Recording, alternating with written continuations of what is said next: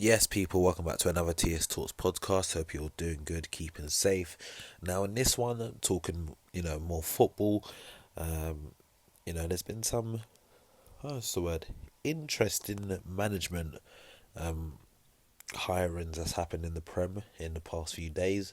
The first one I want to talk about is Patrick Viera.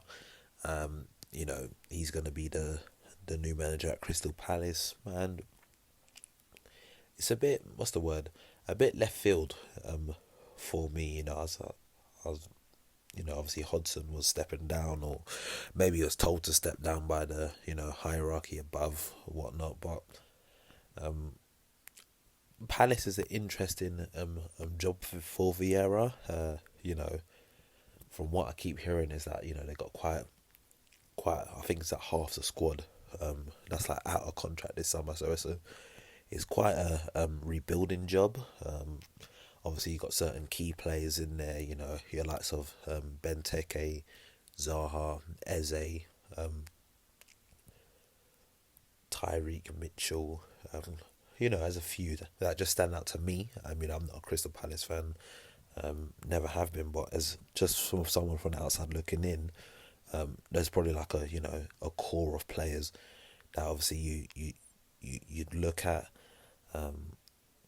That's the brother in midfielder, Milivojevic. I know I've probably butchered his name, but you know what I mean. I'm not too sure if he's out of contract or not, but it's an interesting move for Viera. He's had management experience at Nice and New York City.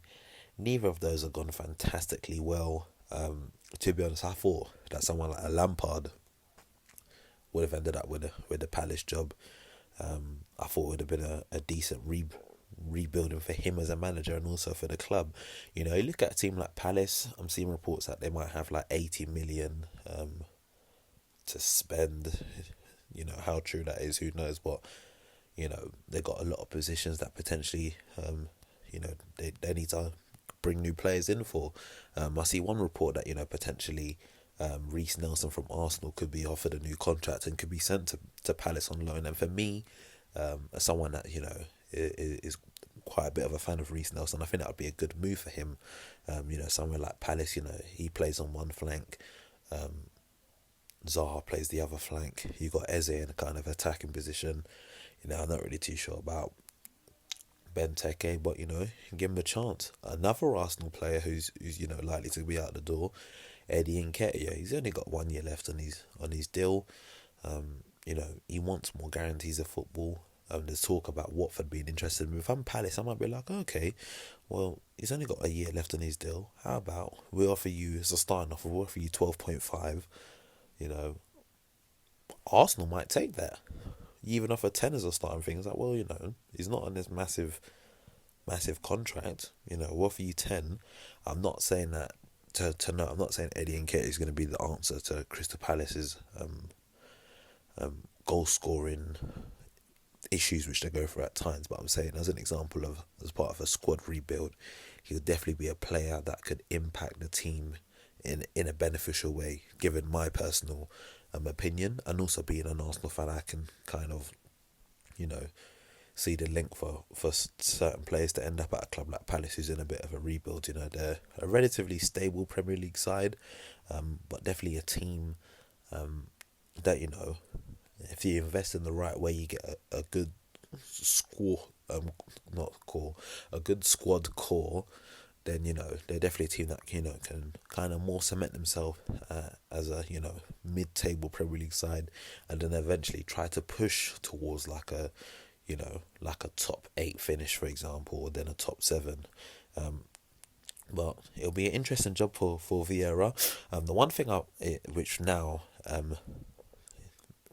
will be surprising. Obviously, he now must not be part of the consortium with Daniel Ek, Bergkamp and Henry, which is all about trying to buy Arsenal. And with Viera ending up at Palace, it can either go one of two ways. Either he butchers it and he's out of a job, and it's like, yeah, coach is not for you, or he does a really good job at Palace, and people are saying, well, maybe he should take over from Arteta, because the reality of it is he's got more experience than Mikel Arteta.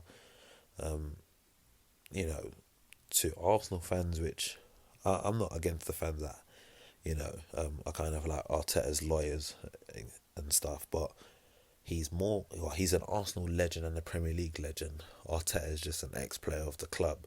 So, you know, I think if you ask most Arsenal fans between the two players, who would you rather as the manager, you'd say Viera. And I'm not saying right now that I want him as the manager, but I'm saying if he was to do a good job at Palace, it opens up the avenues there to maybe, push on and then kind of work towards trying to become the Arsenal manager one day. That's definitely a possibility. But, it'd be interesting to see. Like I said, I can definitely see what sort of, what sort of players they could maybe try and get in as part of, a rebuilding job. Even maybe a man like Maitland-Niles, you get him in, he can do a job. There's players out there that Palace can get to kind of cement themselves more as a Premier League team. Maybe just me with my football manager hat on, I'm kind of, I can kind of see it a bit easier. And, I'm thinking, yeah, you just buy this person here, this person there. But only time will tell how this move's going to go. But, I wish Viera and Palace the best of luck. A team I don't wish no luck to, based on the fact I'm an Arsenal fan, is Spurs.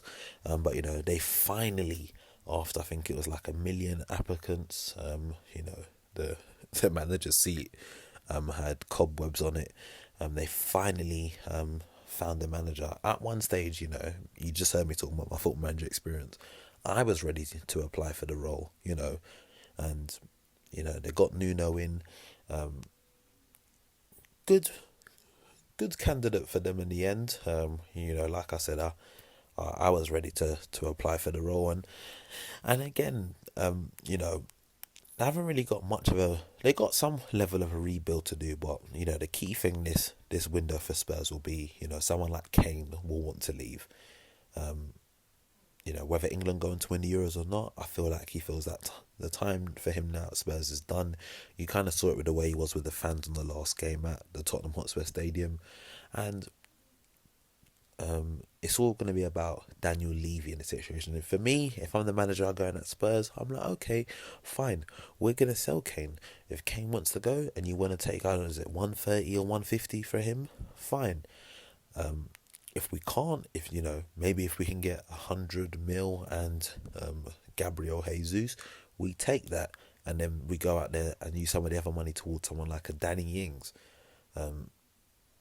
There's definitely things that, losing Harry Kane's big for Spurs, but if they use the money that they get for him, and if they are able to get any plays in return for him,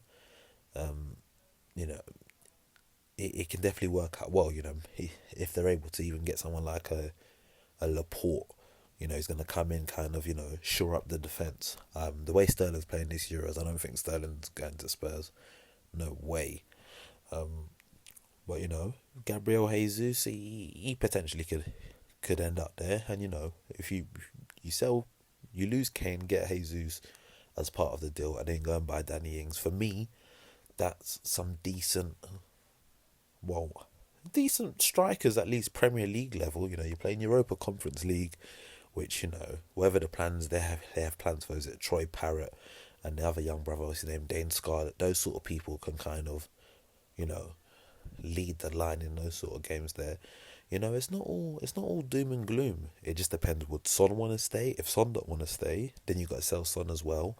But then again, these are players that you can demand high value for, and it's just about recycling the money well, and getting the best possible outcome for the club. So I ain't gonna talk too much on Spurs and kind of give them hints on how they can better the club. But if Nuno's willing to give me a salary for advisory fees, or Daniel Levy, my contact details will be in the description box below. So yeah, feel free to hit me up. And the last one is Rafa Benitez. Now, Rafa, the man about the club, I can't believe he's actually joined Everton, and this one's caused a lot of controversy. Now, People have left notes outside the house. They thought it was his, talking about, you manage our club. And, I think the main thing in this is two things. One is he's an ex-manager of Liverpool. Got a he's got a strong affinity with the club. At one point in time, he said that Everton's a small club. He's won the, Champions League of Liverpool. So it's a bit like, it's not even a bit like, it is proper like you didn't even respect this club like this. So why are you here? But, the owners kind of come out and said, well, he's the man. Like, the fans are just going to have to put up with it. And it's like, well,